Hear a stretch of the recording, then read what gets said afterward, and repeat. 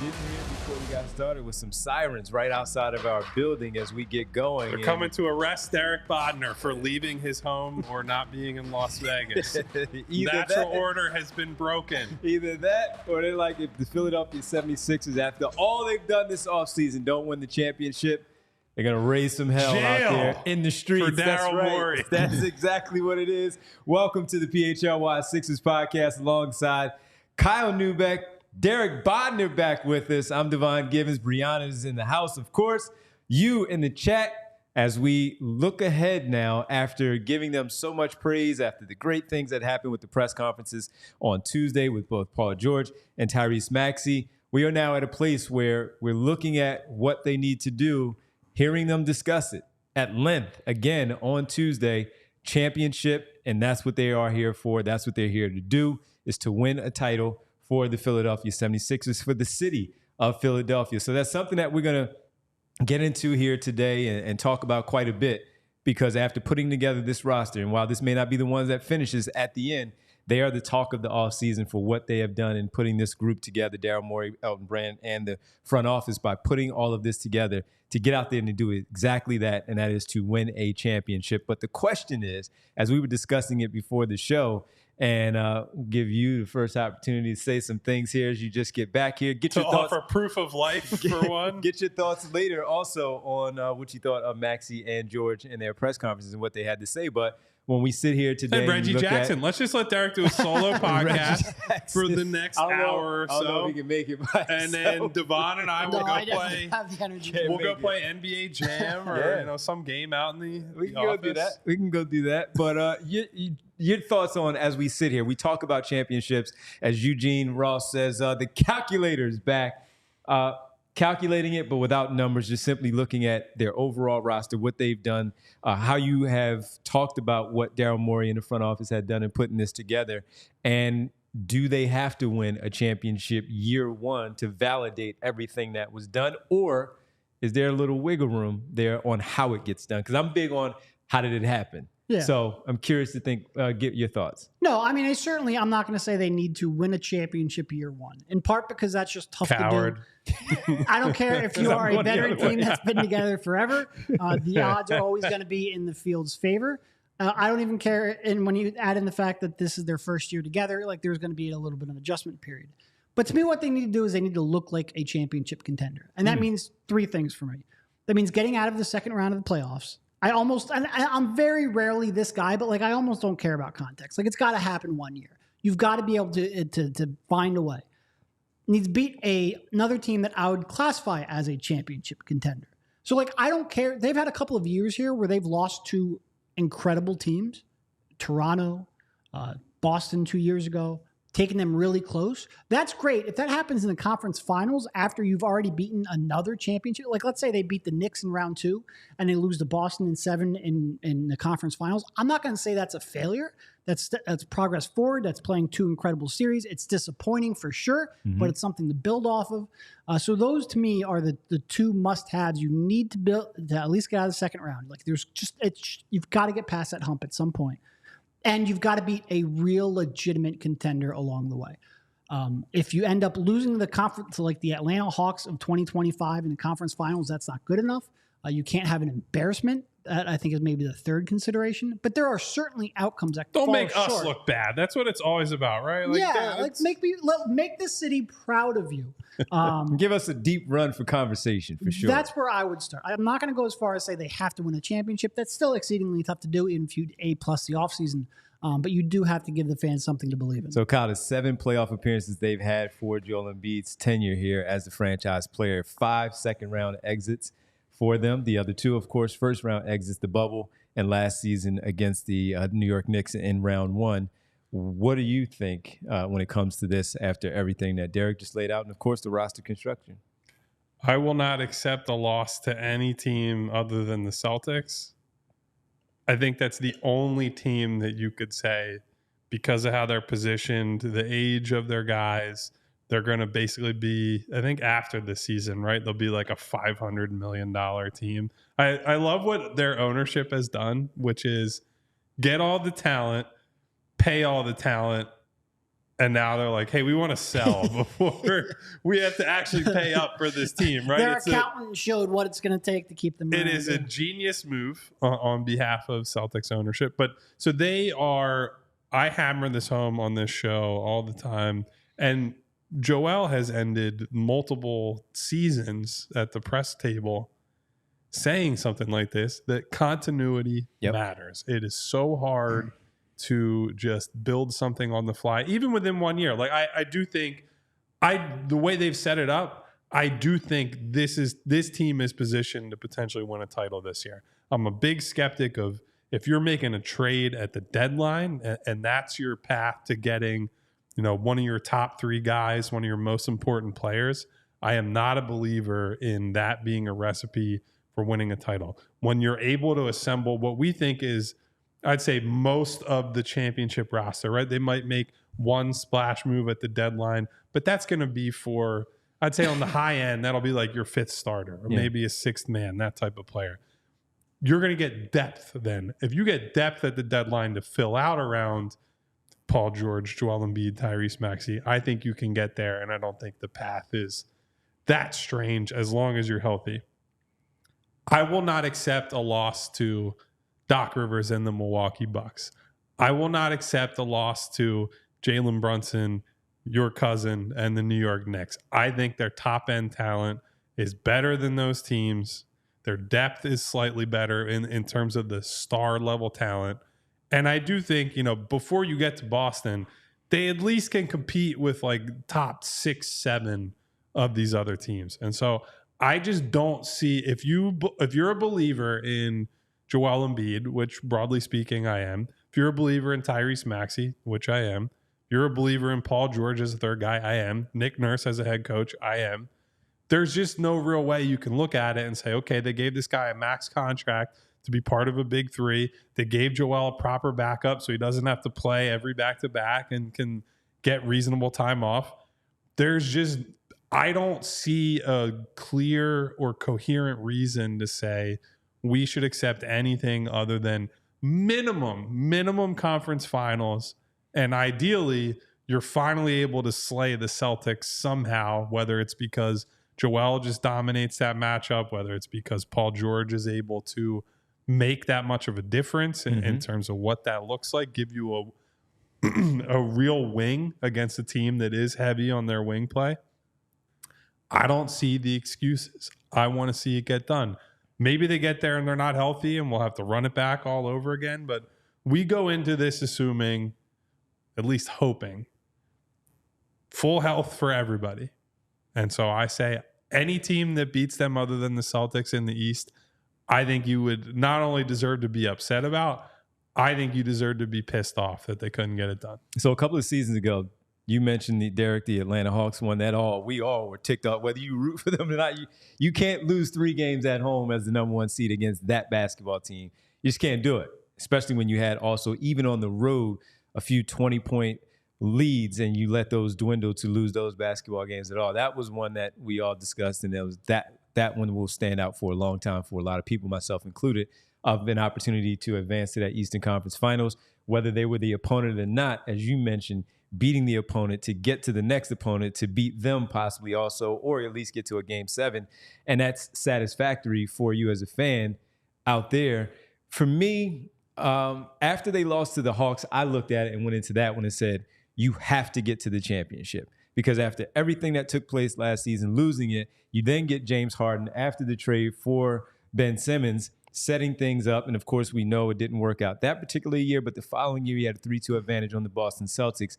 And we would have adjusted there also how it plays out. So when I said at the top that I'm big on how it happens and how we see it play out. So the guys laid it out perfectly. If they get to a Game 7 and they're playing against Boston, and Boston is as good as they are next season as they were this past campaign to win a championship, if I look at the Sixers and say they're neck and neck and they're these little things, these intangibles, or this missed shot or this turnover that happened here, that's basketball. It happens. It's in 48 minutes of basketball, maybe in overtime, that's going to flip it one way or the other, whether you win or you lose. And I might sit here after that one and say, see, this is why they don't have that in their locker room to overcome whatever they need to. Boston is the one that does, and I'll probably be ticked off at how they lost it. But right now, I still do look at them and I say, it's Boston, and that's it. I've put them ahead of New York after Hartenstein left and went to Oklahoma City. The roster construction... Impressive restraint of bias right there. I'm proud of you. The roster construction that is now, in terms of the depth, I gave that to New York because I thought Hartenstein was going to come back, maybe take a little bit less when we started to hear about the Jalen Brunson stuff. And now you have Mitchell Robinson coming off the bench with Hart, DiVincenzo, McBride, and they have 9 deep. Now it's 8 deep, which is still very good. And the Sixers, though, have 3 top end. And then you have the other guys that go on from 4 all the way down to, let's say, 8, 9, where it's a conversation. It's a real discussion of where they are neck and neck. But I think that what we saw in the postseason, we all thought they should have beat the Knicks in round 1. Yeah. They should have. And the Boston Celtics were the team that stood in everyone's way. So if they get to a spot again where they're playing Boston, advance past the second round for the first time, they get to Boston and they're playing them. Probably Boston is a 1 seed, Sixers as a 2 or 3, playing on the road. And how it happens, maybe I'll fall back a little bit and say that. But for right now, for me, and I look at it, I say you have to get to the championship. What happens in the NBA Finals, I don't know. But getting to the championship for me, putting yourself, yes, 1 step ahead of where you have been since 2001 and getting past the second round, okay, that's great.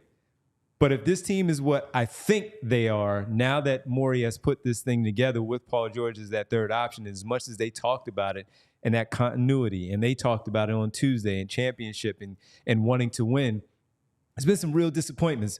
Paul George not being in the Sixers uniform, but being in the Clippers and Indiana and OKC uniform where it hasn't happened for him. The jokes that come with the playoff P thing because he hasn't gotten it done. And Embiid and Tyrese Maxey, that speaks for itself because we've seen that firsthand here. So I say NBA Finals. I'm not worried about the championship part yet, but when you get there, you might as well win. However, that's kind of the whole problem with all this, right? Is like if we set the bar at conference finals, do you think if they just simply get there and then, for example, if they play Boston and get smoked, anybody here is going to be thrilled? Like, oh yeah, they got to the conference finals. I don't think progress, baby. Like, no. And I was surprised that we laid off a little bit after they lost to the Knicks because, one, it was the officiating thing that they probably should have won that game. That was one. There's nothing they could do about that one except for maybe inbound the ball, and we wouldn't have that problem. Roam the baseline a little bit more. Things would be, discussed a little bit differently. But to your point, if you get to the finals, hell, you might as well win it. You're there. That's what we all do it for, right? But I look at it and I say finals for me, Eastern Conference Finals for you guys again, and how does it happen? How does it play out? It's going to be a big part of as we get there late May, maybe early June, and we're discussing it. I'm putting it on them right now and say finals because I remember just sitting there talking to even some of the people in the Sixers brass and like, no, I don't think you understand how the fans react to things here. Saying we had I remember calling out Daryl Morey publicly and then talking to him privately after the fact just because you can't say that we had a successful season after you got knocked out in the second round again because you just got here. You can't say that. And we discussed it. I understood his point. I think he at least understood mine to hear it out and hearing that and discussing it a little bit. That's why I say NBA Finals, and we'll see when we get there because that's just how I look at it because of the Joel Embiid tenure and how things have played out. Yeah, that's always been a response Daryl has had. Well, so if we win in the second round, then get blown out in the conference finals, is anyone going to care? And my response to that has always been, though, beat someone of significance so the fans at least have something to grab onto, something to give them confidence for future seasons because you never have beaten anyone of significance.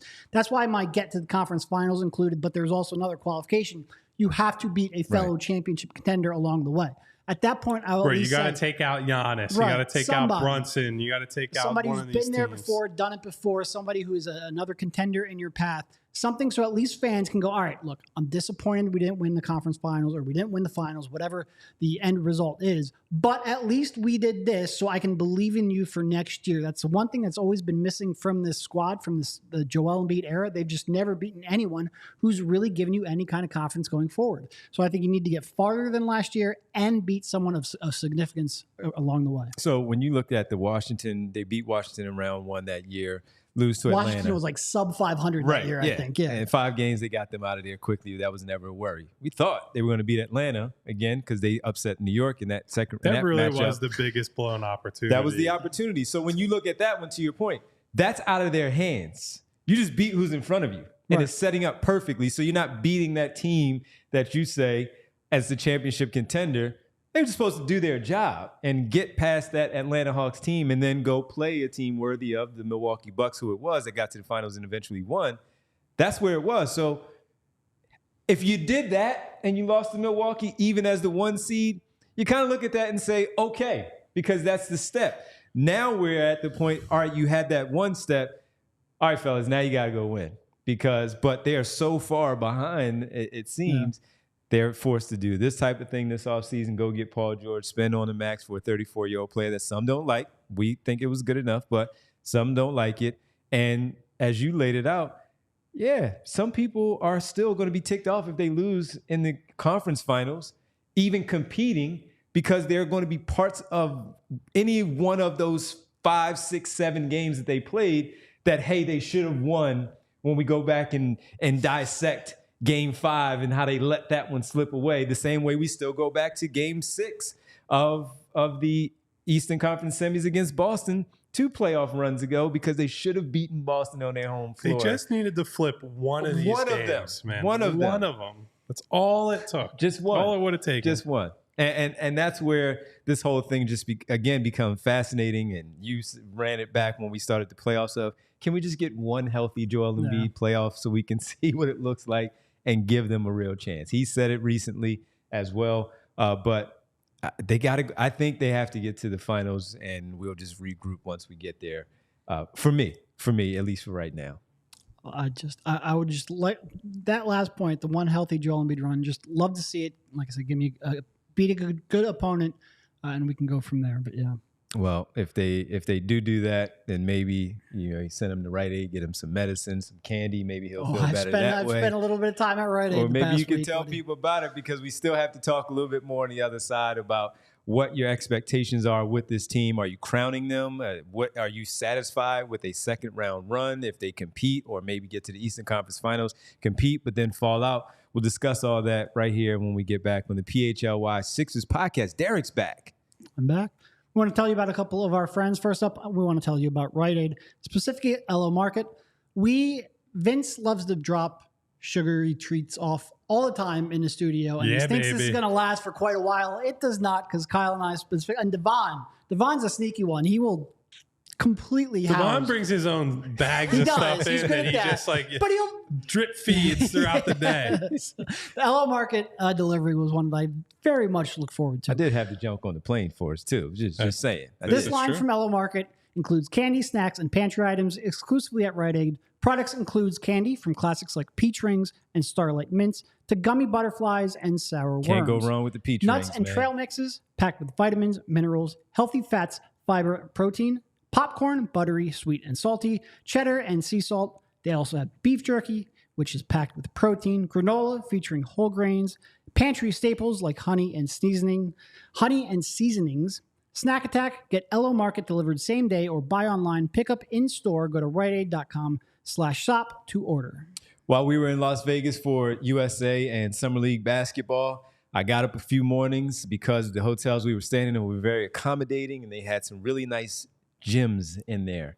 And I had to keep my rehab going after having surgery on the both overachiever over my here, ACL and my Achilles. Thanks to my good friends from Rothman Orthopedics, Kyle and I were just down in the water. I kept going. I was being responsible. While these guys, as Derek is just laying it out there, I was being responsible, making sure I still got my work in for my Achilles, hitting the treadmill, doing my weight work that I had to do for my leg, whether it was the lunges with the 1 foot up on the bench, or some of the push, putting all the weight on my foot and trying to make sure I'm good to go so I can walk around Las Vegas and walk around the arena with these guys as we were still trying to do our job. I was able to do that again because having my surgery, having the procedure done with my orthopedic surgeon at Rothman Orthopedics was key for me. And again, Rothman proudly serves dozens of communities across Pennsylvania and New Jersey with 30 plus convenient offices, urgent cares, and walk-in centers.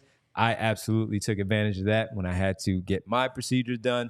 Rothman Orthopedics, from diagnosis to discharge, patients will find the full spectrum of orthopedic care at Rothman. They provide their patients with every service and procedure necessary, such as x-rays, orthotics, bracing, MRIs, physical therapy, and much more. It's not just the volume of the 255,000 people of new patients, consults that Rothman is proud of, but instead, it's their commitment to improving each of their patients' lives through their service and their care as well. So for more than 50 years, Rothman has participated in 1,000s of groundbreaking research and clinical trials with the goal of advancing knowledge, development treatments, and improving outcomes for the benefit of their patients. I was one. That's why I'm proud to sit here and tell you about it. I wouldn't stare you wrong in going to Rothman. Rothman Orthopedics, they specialize in orthopedics, and you. Visit rothmanortho.com/PHLY to learn more and make an appointment today. All right, as we come back here and discuss things here with this basketball team and look at how you should view the 24-25 season, which sounds funny. I was looking, somebody said 26ers Thunder NBA Finals 2025. I'm like, damn, 2025. We're all getting old, fellas. That's where we are. All getting old. That's where we are, man. But looking at this basketball, I'm really gonna have to hit Rothman Ortho hard. I got you covered. In the years to come. I got you covered, man. We got some good friends over Next there. year, we'll have to follow Devon to the gym instead of whatever else we did in Vegas. Are we doing it? Well, Money Mars is Speak for yourself. I at least won money while I was doing those other things in Vegas. Very true. Money Mars says I'm milking the Achilles injuries with more than KD. Well, we're talking about Rothman. It's a long road back, baby. That's where I went, man. Long road back. That's where I went. I got to talk about him. Got to give him the shout out that we do. And hopefully we're not looking at a situation. I mean, Kyle, clearly, as the guys talked about it, one of the things I was on with Anthony this morning, and one of the things that we talked about that I didn't mention, you didn't mention when we discussed the press conference from Paul George specifically, which was oftentimes we would discuss these free agents, these acquisitions coming in here, and I would say to you guys, yeah, but they're going to look different next to Joel Embiid. Not many people have played next to that guy. And he mentioned that. That's one thing that we didn't talk about, and how important that's going to be, him playing with Russell Westbrook, Carmelo Anthony in Oklahoma City, but also Kawhi Leonard and others with the Los Angeles Clippers. And all due respect to those guys in Indiana, they just weren't good enough. And we saw that because they were trying to run through LeBron James, and that just wasn't the right time for them. This is the different one, though, when we talk about them championship aspirations. Embiid staying healthy, and then George playing off of Embiid, Maxey, of course, but playing off of Embiid and having that training camp, having that continuity that they built with preseason training camp, and then getting through however many games that they play together. When we've talked a lot about them not having enough minutes logged together for a while last season, even though Melton was good in the starting five, and when you look at games played, I mean, just throwing out a number that we mess around with them, seeing Paul George with them, and the amount of games that you probably believe that they need at least under their belt to really get things going, to be hitting their peak once we get to April. Well, to hit their peak is a different story, but you actually just reminded me of something that Nick Nurse said the other day when we had the little aside between we showed up for 2 press conferences and stumbled into a third somehow while we were there. Nick Nurse brought up, training camp was discussed at one point, and he was correct in saying this. He goes, my teams typically are fast starters because we put such a heavy emphasis on what we do in camp. And if you guys remember last season, I think that was part of why, somebody like Kelly was able to come in and surprise a lot of us, because he bought into what Nick was selling basically right away, right? And I think we remember that opening, let's say, month of the season for the swarming defense. It was really like that, what you think of in your head as Nick Nurse ball.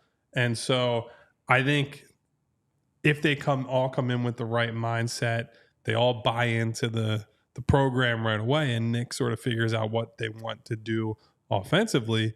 I think in terms of the wins and losses, that first month or two of the season, as everybody else is getting their legs, figuring out who they are, that could be a way for the Sixers to really rocket up the standings quickly and build some separation between themselves and some of the, let's call them, not even fringe contenders, but like the others in the Eastern Conference. And so build yourself some safety early in the season so that as you do get deeper, as you experience injuries, as Joel needs to take nights off for back-to-backs or 3 games in 4 nights, it's not as dire. And you can just say, hey, Andre, you're playing 30 plus tonight. This is going to be a big Drummond game, and figure that out. So you're going to have that early thing, but I wouldn't really expect them to hit their stride until you get close to the All-Star break, is normally around the time that it happens. Like the Sixers the Sixers with Joel Embiid, January has always been a huge month for them. It's normally when you see him start to really ascend. It was December last year, but that was because he got hurt and there were some challenges for him. January is normally when you see Joel play his best basketball. So if he's starting to hit that level around there, and then the rest of these guys between Paul and Caleb and Kelly and Andre, one of the young guys off the bench, we don't know who that's going to be. Go get him, Rick. We selfishly, I think, would like for it to be Ricky. It'd be great for the brand of the show. But that's kind of my expectation for when we need to start seeing them beating the best teams in the league. We need to start see them not just beating them, but playing really well. Like, okay, maybe you lose a coin flip game to Boston, but you need to consistently be beating or at the level where if both teams play their best game, you guys can emerge on top. And so that's kind of where I'm at, right? Take care of business early. We all understand we don't know what the schedule looks like yet, but if you're drawing the Bostons, the New Yorks, some teams with more continuity built in, then early on, maybe they won't be there. By the time the new year hits, by the time we're in 2025, I think a lot of people treat the NBA as if nothing really matters until Christmas anyway. Once we pass Christmas, it's go time. I want to see the 3-man actions between Paul and Tyrese and Joel. I want to see the rotations start to solidify, right? Like figure out, okay, what are the lineup combinations around Joel? What are the lineup combinations around Tyrese and Paul? Because I do think that's probably how it ends up going, right? It'll be Joel, bench mob, and then Tyrese, Paul, a few bench guys, if I had to guess from where we're sitting here today. December 25th and onward, I want to start seeing it. Yeah, I remember the one, I think it was the Doc Rivers team, and it was January, and they had about, like a 18-4 record, and he won Coach of the Month. Joel won Player of the Month because of, to your point, that's when things really start to roll along and looking really good. How do you view that and looking at how things should be once they start to really hit their stride and what it looks like for them to be that championship? We're going to look at it probably at the very start of the season and think they should be there anyway, but then showing us and how it looks. I think what Kyle said is 100% right. In part because you almost expect if there was a team that was going to, I don't want to say start slow, because their starting slow should still be winning over 50% of their games. Yeah. But if there's a team that's not going to be playing like their best version of themselves, it's probably going to be this team. In part because Joel Embiid just every now and then when the season starts looks like, oh my God, what happened? The season's over. And then 3 weeks later. We're all experiencing the same thing with Team USA right now. And then 3 weeks later, he'll look like the best player in the world. So like we understand that's a thing that could happen. And then you have so many new pieces, and obviously the very significant big piece, and trying to get them all on the same page. I think you're right. Like come January, late December, January, certainly February, when you're gearing up for the trade deadline, you expect them to be the best version of themselves, in part because that's when you really have to make evaluation, because I think this is going to be a trade deadline where Daryl Morey is going to be really, really active. Like he did not sign KJ Martin just like let him sit on the roster. Martin the money that's on that contract. Daryl knows that after this year, it's going to be real tough to add anyone of significance. So he's got to go out there and make a trade to try to get another long-term piece to add to the roster. He wants to know what he needs for that stretch run. So I think they're going to really be pushing it in that January timeframe, in part because it just lines up with when Embiid will be going, when everyone will have more comfort and familiarity with each other. And also they need to know what they need to pursue at the trade deadline. I think for all of those reasons, that's probably the correct way to view it. And here's another thing that I think is important to think about coming into the season, out of training camp, just that first month or two. Even though Paul George doesn't have reps and continuity with these guys, a handful of the returning players that are not Joel and Tyrese know how to play off of these guys. Like bringing back Kelly, bringing back Kyle Lowry. I think Lowry in particular as that second unit stabilizer, just in the Joel-centric world, right? Where it's Joel at the nail, Joel in the post, and you put shooters around him. Like I say it all the time. I don't like Kyle Lowry as someone who's got to beat people in pick and rolls and try to, have any kind of physical advantage over somebody at this point. I do like Kyle Lowry in an environment where somebody, the star of the team, is getting doubled, and he can attack 4-on-3s with some room ahead of him to dribble into and read the floor and do that kind of stuff. So Lowry's in a good position to succeed. Kelly, we've already seen play with both of the two main stars and has done a pretty good job of that. Not really worried about him. I think Ricky and KJ have a general understanding of like, okay, this is what Nick Nurse wants from me. They're going to play probably small roles, if I had to guess, but they're not going to have a big ramp-up period. They should be able to come in early in the season, play their game, add some energy, make an impact on the team. Andre Drummond knows who he is at this point as well, right? Like Andre Drummond, there's no like, man, he's got to adapt to the system. It's Andre Drummond comes in, he pounds the fucking glass, and he scores like 10 to 12 points a game. That's the easiest thing you can do to slot somebody into and maybe the entire league. If he comes in with like Glenn Robinson III, I didn't know my role, then that's on you, buddy. Go get the ball. Really wrong. Go get the ball. A lot of these things, there will be little to no, I don't know what the incubation period we'll say, where we need to learn. They're sitting there. They're just an egg. We're waiting for them to hatch. Like, no, they're coming in. They're fully formed, fully developed. They're coming in right away. And frankly, Paul George's integration should not take as long as, I go back to, if you remember the Heatles, their first year. The big problem there was they're bringing in 2 big-time free agents, and their skill sets had a lot of overlap where they had to figure out the kind of the internal politics and how to play off of one another. Like, who's going to be the guy? I don't think there's going to be that here. Like, Paul George just slides right in. His skills fit exactly how you need a third guy to fit next to Tyrese and Joel. So even if they're not the actualized version of who we need them or who we expect them to be in April, May, and June, they already fit well enough that they should, to Derek's point, win a high number of their games in the early part of the season, even while they're still, quote unquote, figuring things out. Paul George already talked about how they're discussing it now, still trying to figure it out. They had a good laugh at the press conference, he and Nick Nurse looking at each other and laughing at that. When Caleb Martin and Eric Gordon come in, they're vets. So even with that, and again, like Eric Gordon, similar to Drummond, it's like, you're just going to shoot the damn ball, fire brother. it up. And that's it. Right, exactly. We don't need you ball handling and doing all. Fire it up. Of course he can run a pick and roll. Yes, he can. Of course he can. And that's what he's going to do. So to your point, that's where they should win a bunch of those games at the start of the season because of just that. Training camp is going to be important. They're going to have everything to ramp it up. But everybody else has already been in this system in one way or another where you don't need a lot from Gordon and Drummond. Caleb Martin will probably pick it up pretty quickly. Paul George is Paul George. He's going to be in the Tobias Harris role, but that's going to be amplified times 10. Yeah. And he's going to succeed in that role and getting what he does. So that's where the numbers should, in fact, look much, much bigger at the start of the season. We were talking about them for a while before Melton went down, then Embiid gets hurt, and then you had a couple of, like Kelly Oubre guy had that issue where he was missing games. They were right there in that top 3 in the entire NBA in terms of Can we record. Advocate for some better bike lanes in Philadelphia? We said that after the season was over. Hey, man.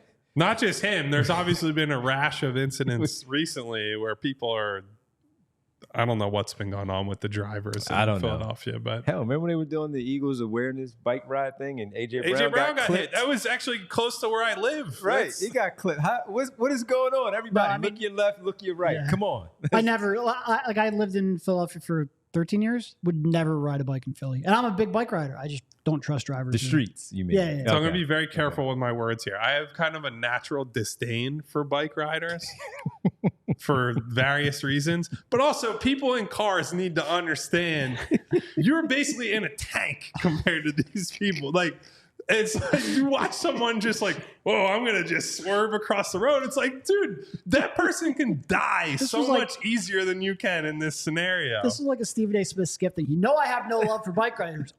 However. No, but I'm saying like I'm a car person. No. I don't ride, to your point, I don't ride, I have a bike. I don't ride it in the city because I know how insane people are inside their cars. When you see that little bike lane, man, it's still street. So you think your car needs to be in that lane. I only brought up the pretext there because I've said to people before, I'm just like, I can't stand people who ride bikes and just like get in my way.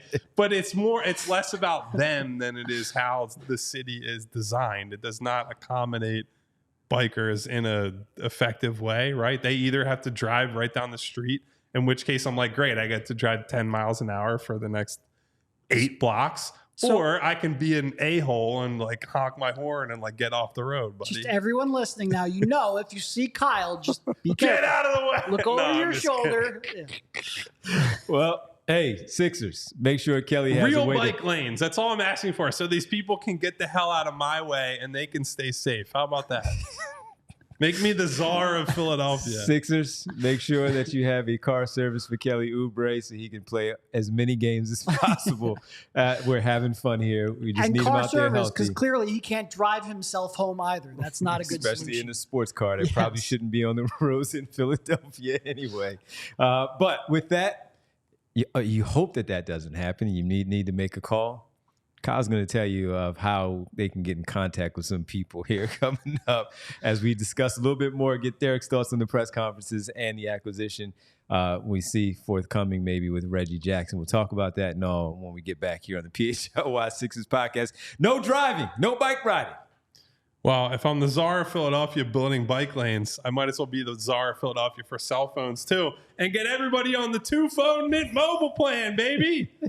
Guys, after years of getting ripped off by overpriced wireless providers, you come to realize there is always a catch when you hear about some great deal in wireless. So when Mint Mobile told me, hey, we have plans for $15 a month when you purchase a 3-month plan, I thought, nonsense. There's no way. What's the catch?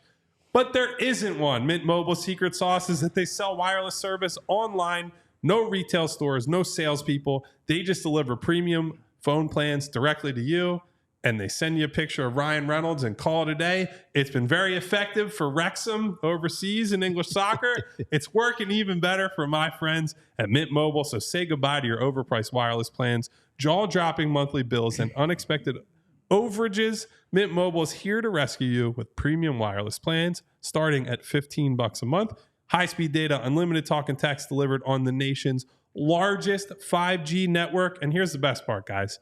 You can use your own phone, whether it's a pre-existing one, you got an extra iPhone, extra Android, whatever it might be, sitting in your closet, you've been saving for a rainy day, or you could just use the one you already have. The activation and switch process is super, super easy. So you can use your own phone, your phone number, bring all your existing contacts along. Setup process takes no time and basically no effort at all. So ditch your overpriced wireless with Mint Mobile's limited time deal. Get 3 months of premium wireless service for $15 a month. So to get your new customer offer, your new 3-month unlimited wireless plan for just $15 a month, go to mintmobile.com/Sixers, mintmobile.com/Sixers. Cut your wireless bill to $15 a month at mintmobile.com/Sixers. $45 upfront payment required, equivalent to $15 a month. New customers on first 3-month plan only. Speed slower above 40 gigabytes on unlimited plan. Additional taxes, fees, and restrictions apply. See Mint Mobile for details. And you know who's going to need that type of phone service next week, Kyle? On Tuesday? Phillies GM Dave Dombrowski. Oh, yeah, baby. Trade deadline, man. You need both phones. He's going to be working the 2 phones. He'll be out there like Joe Dumars. Yes, he Hello? is. Dave, I got the guy for you right here. Hey, DoorDash, can you get me some?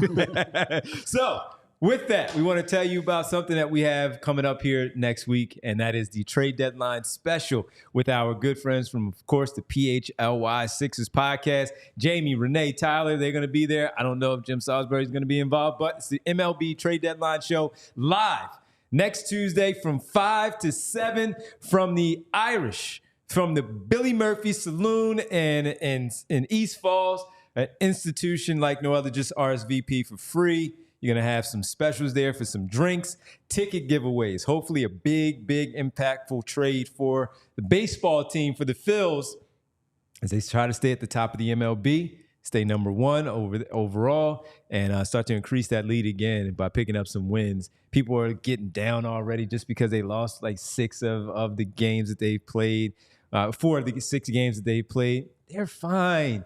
They've built up, a little bit of some better equity overall where people shouldn't be panicking like this. We've seen this before. We know what this looks like.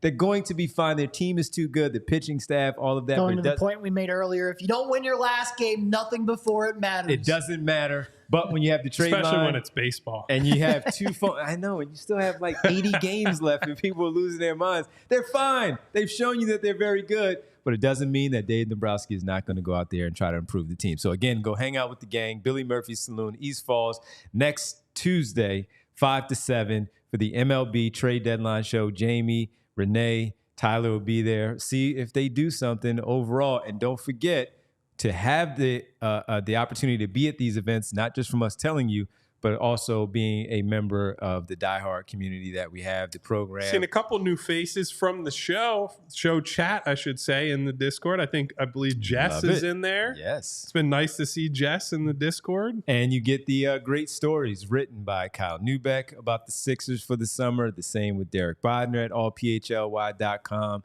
Eagles training camp already underway. So Bo, Zach, saw Les Bowen on the show today, so you get those guys. Jim Salisbury writing 4 things that happened with the trade deadline upcoming. Charlie with the Mishkov news and big Konechny extension as well. Charlie's got a lot of thoughts on that. So you know what to do, folks. You've probably already done it in the chat, but go tell your friends to tell another friend to tell the other friend to sign up for the Die Hard program. And if you do so, as Martian Lynch asks, Devon in the Discord, if you sign up, his name is there. I will pop up in the Discord, Martian. I will pop up in the Discord if you tell some friends to sign up for our Die Hard program. So, yes, I will be there. All right. Sometimes you do have to pop up. Sometimes you do. I won't finish that line. No. Pop up and show up. We'll just leave that there. Go listen to the hottest song in the summer, the summer anthem, and you'll know what we're talking about. All right. Derek, while you were away, a couple of press conferences, and just get your thoughts on some of the ones that you weren't unable to talk about. You were in the chat, but just get your thoughts on. Number one, Paul George, that was the bigger one. Of course, we've heard Tyrese Maxey speak a bunch, but get your thoughts on him later. Just your opinion on what went down with Paul George with that 30-plus minute conversation that he had with the media. Yeah, I mean, I think he seems like it's going to be a weird thing to say. I'm going to contradict myself within seconds. He seems like he's happy to be here. I thought he did a pretty good job of threading the needle of, when he was asked his top priorities, like, well, once I hit free agency, my top priority was Philadelphia. I think that was a pretty good way of handling it. But I think he seemed pretty, my overall takeaway was he seemed pretty excited to play with Joel Embiid. It doesn't seem like an Al Horford situation. No, yeah. It was clear he wanted to go back to the Clippers. And then the whole Golden State thing, and it was clear that would happen. But if you can be excited about being a third option, like I think he made you be excited that he came to Philadelphia. I think it's probably one where there were a number of really good options. He wanted to stay home. He liked being a West Coast guy, but I think he also believes in the Sixers and Joel Embiid, and I think all of that is actually true. So like I said, it sounds a little contradictory, but I do think he came across sounding like he wanted to be here. That's really the main one. Yeah, it did. And I think he believes in the fit too. I think he believes in the positional fit. I think he believes in the skill set fit. And I think it's going to be, look, I think he's a pretty smart basketball player. And I think that's going to show up pretty quickly. Like Ray and Kyle were talking about, look, the guy's done these press conferences for 13 seasons. He's done these things before. He knows how to talk and make people excited Pandering without pissing them off. There, baby. Pandering P is pretty good. Yeah, Pandering P is pretty good. But no, I mean, we thought he said some really interesting things. I brought up the one about playing with Joel Embiid. He's never played with someone like him as a front court player. Roy Hibbert was an all-star once. Yeah, it's not even close. Great. But we saw Roy Hibbert come here and Joel Embiid beat him up in practice for a year yes, or so. Was. People forget about that he was that development coach? Yep. Yeah, so having that and then some of the other things that Kyle talked about with the relationship they built up at all-star games that we had no idea about. That was a secret relationship that we had no idea about. I appreciate, as an introvert, two introverts bonding. I thought that was a pretty good story.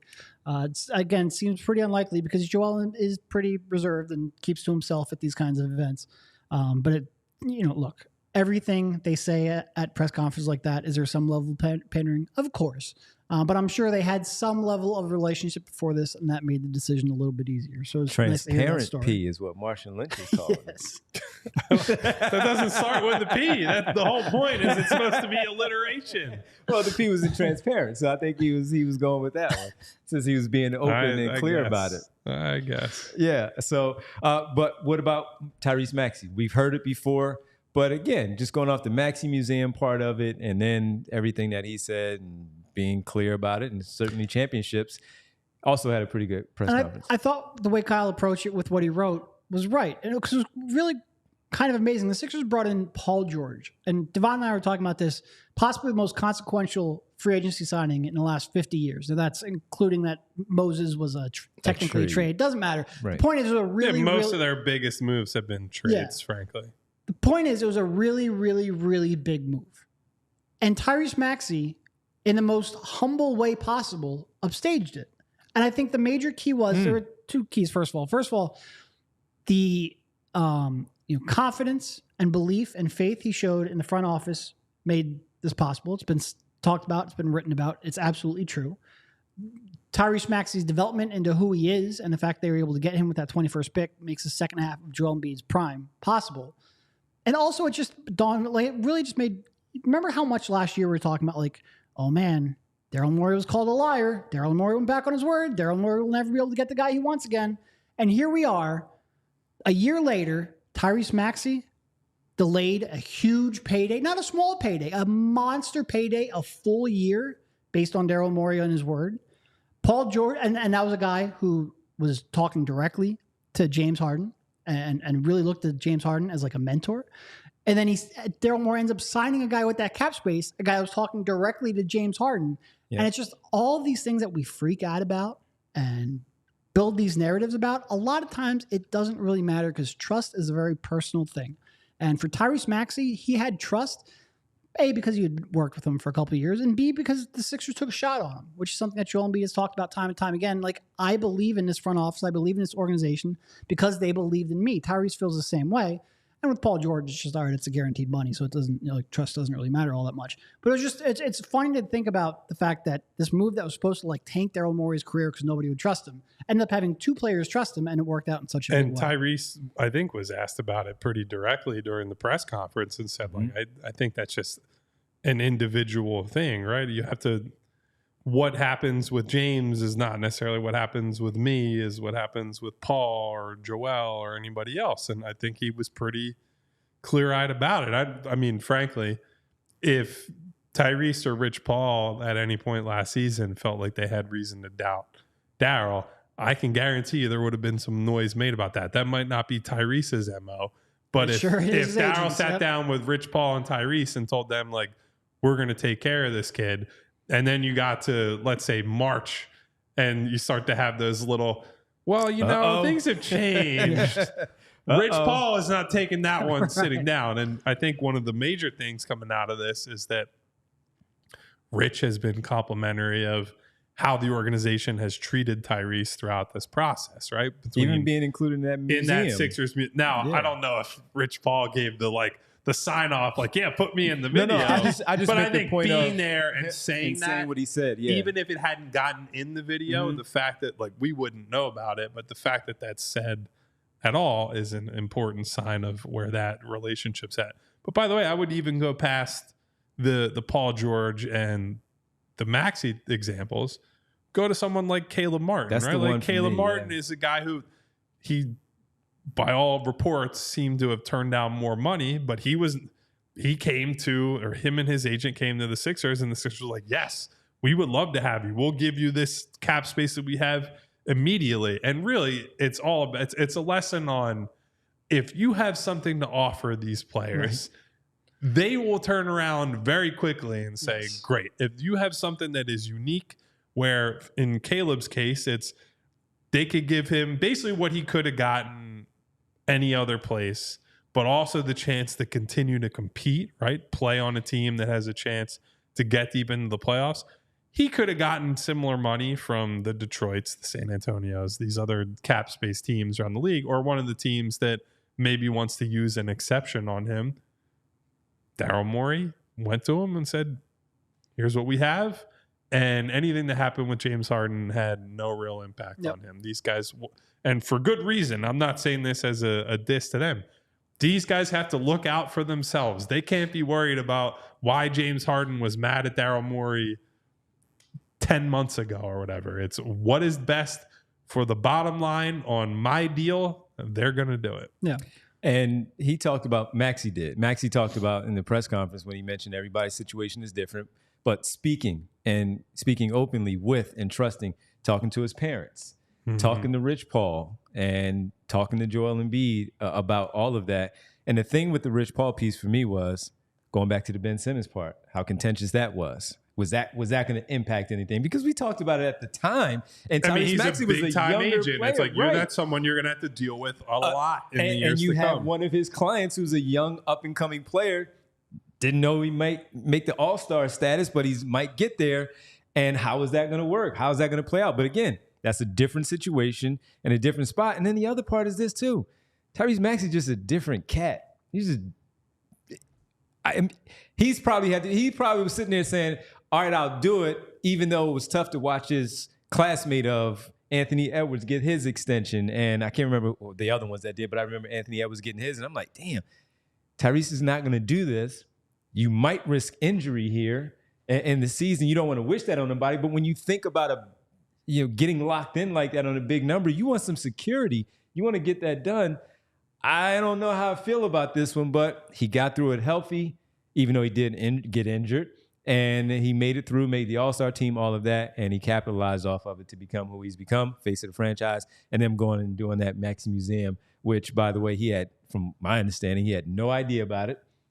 He was totally surprised. And everything that he said in that press conference about why are we going up to Philadelphia for it, he did not know anything about it and was genuinely surprised of how everything played out. So, I mean, the guy is just... We were saying it. He's just a different dude that even though you don't root for the team in general, you just have to do your job. He's a guy that you can root for and just be happy for. I guess two other things. First of all, it looks like got a little swole, which is great. A little bit of muscle added to Tyrese would be good. Why didn't I see it that way when we were sitting there? I'm like, I know he got bigger, but the way it looked on those photos, he was swole. And I'm like, damn. He's like shoulders back. Exactly, right. You playing for the Eagles, linebacker or something? What's going on? The other thing is I heard you guys like talking about the whole like Maxey, Iverson kind of thing. And look, Iverson was a cultural phenomenon that's going to be hard to replicate. But in terms of like approval rating, Maxey might end up with the highest approval rating of any star in maybe in recent Sixers history. At least he has it right now, for sure. Yeah, because like first of all, the weight of expectations aren't on his shoulders, and it's just impossible not to root for him. And when you're improving every year, you're a tremendous worker, a great guy, a great teammate, and the weight of expectations are falling on your teammate. Like he has a near 100% approval rating. That's true. He might have the highest approval rating in Philadelphia right now. I'm not even sure if it would be all that close. So I think that it's just you can see why it's impossible not to believe in the kid. It really is. Yep. Al Mack in the chat saying PJ Tucker was in Plymouth meeting today, apparently. He's been spending a lot of time. He's been here for the last couple of weeks. So he's everywhere. We've seen him. He's been downtown. He's been Plymouth meeting. That guy's been everywhere. So, yeah. You bringing PJ Tucker back? No. Cool. Absolutely not. Reggie Jackson. Reports are that, while it's not official, but the reports are that Adrian Wojnarowski, Keith Pompey, you mentioned, put it out there that they had interest, and then 2 minutes, it was later, it was so funny. Hey, they might have interest. Whoa. 2 minutes later, bang! Just like that, buyout with Charlotte. Sixers pick him up. He's going to pick him up. Relationship with Paul George. Daryl Morey said at the press conference they're probably going to leave that roster spot open like you always talk about. So they have one roster spot left after the Reggie Jackson addition, which I guess will be forthcoming. But your thoughts on Reggie Jackson? I mean, I'm certainly not going to complain too much about a 13th guy on the roster on a minimum contract. And Reggie Jackson has been a solid player at various points of his career. I do think over the last couple of years, if you look at his shooting numbers, they've fallen off of a cliff. He's shooting like 33% from three over his last 3 years. That makes it a lot tougher to give him the kind of touches that I think he's going to want. But that being said, it is a minimum contract. He's clearly got talent to exceed that, and he's the 13th guy on the roster. I do worry a little bit about Kyle's not taller than me thing, which Kyle found out very quickly. More people follow us on Twitter than watch our show because when you tweet about it, not everyone gets the reference. People get so mad on Twitter. It's part of the problem is just the platform in general. Yes. People want to be mad Absolutely. on there. And I don't think they know how tall you actually are, too. So It's there's deceptive. that. Yeah. I slouch a lot. That's why you got. If you're listening, you got to watch the show. It adds a lot of value to it. I'm tall, too, folks. Tall in spirit. So, like, I worry about the roster construction. It's not even really about Reggie. It's about the roster construction. Yeah. There's just a lot of short guys that can be picked on. I worry about that quite a bit. But it's a minimum contract. My only argument was, even with that, he's just a guy. He knows how to play. He can't be picked on, yes. Plays a little bit bigger. And when it comes he's got to a monster wingspan. Yeah, and the wingspan that Kyle brought up when we talked about it the other day, that it makes up a little bit for all of that, and knowing how to play next to people, playing off of Joel Embiid, playing off of Nikola Jokic, as he has the last year and a half after he was let go by the Clippers. He just knows how to play, and if he does accept his role, he will fire them up in that short time that he's out there. He will, so that helps with and that. He will probably annoy the hell out of me when he does that at times because he will continue firing up even if he's not feeling it. But Absolutely. yes. Rich P called him Reggie Schmurda. Rich, if he hits the shmoney dance during the layup line before a game and like throws a headband in the air, I will retract everything I said that was either lukewarm or negative, and I will be all in on Reggie Jackson. Why do I want to say that? I have seen him do that before in LA? It was because I think the people have called him that because they look a little bit complexion alike, and right? it looks alike. Yeah. I'm gonna pull it up next to each other and see what him and Bobby Schmurda how I could see how they compare to one another. I could see that. I think Bobby's got like a bigger smile. He's got, I don't know. Not really. People are reaching a little bit, but maybe for distant Rich, cousins. I would give him. Yeah, he's saying that he could see that one there. But hey, man, one more roster spot left. Maybe it's a wing player. Maybe it's a power forward. They don't need any more guards. No. And certainly don't need that. No, and I see a lot of people like clamoring for a power forward. And certainly if you had to label a position Marcus of Smart's need, that would moment be of the night, man. I am still more, I don't necessarily There's no power left in that forward, I don't think, I don't necessarily need a power forward. I would like if you're going to give me a wing size player, because I'd prefer a switchable wing. They could use some rebounding. I guess that's sort of like the compromise of, do they need a power forward? What's Kenneth Faried up to these days? That's Precious Achua, man. But they could definitely use some help on the glass. If that comes in a small forward size body who has a positional versatility to switch on the perimeter, great.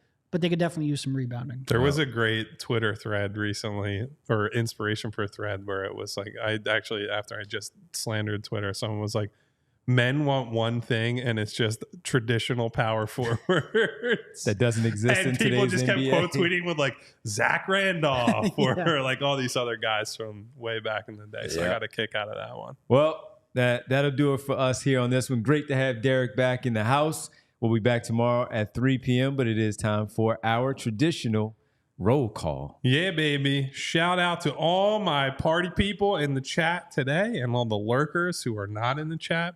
But shout out to, appropriate first one, to Noob. Look at that. What Someone up, who's Noob? close to my... What up, Noob? You know, it's funny. My dad, I've said this on the show before, my dad's nickname was Newbie back in the day, or Noob. Yep. And his friends have like no idea what the connotation is with that. Whereas if my friends call me and it's like, are you... I'm like yelling at people over that. So shout out to Noob. Shout out to Mr. Sandman, Martian Lynch, Bootzilla. Boots. Eugene Ross, X-Man, Al the 2-Minute Warning. What up, Al? Boots said, give me Gary Coleman. Randy Rubart, Rick Morse, Dave Dewar. What up, Dave? Who else is in here? I don't think I saw Winona today. That's APB on Winona. I saw Val. I did see Val host. Shout out to Val. Saw Jess. Aaron in the building. Aaron? I did see Jess. I did see Jay of the Jungle. Shout out to you, my friend. What up, Jay? Shout out to Al Max, my guy. Rich P. What up, Rich? Number one Bobby Schmurda fan in the house today, there. apparently. We got The Truth, SB Cole, Money Mar. Not Paul Pierce. What up, Money Mar? Who else is in here? Who else we got? Devon Givens. Who the hell is that guy? I don't know. Who else we got? Just running some names. James Alexander III. I saw a Caleb. I saw a Provolone John. Happy Slappies with a Z. How about we end on that one? Guys, hit the subscribe, hit the bell icon so you get notifications each and every time we go live, and hit the thumbs up button so Derek feels even better for the next show. Thank you to Bree. We are out. See ya. We all silly like the mayor.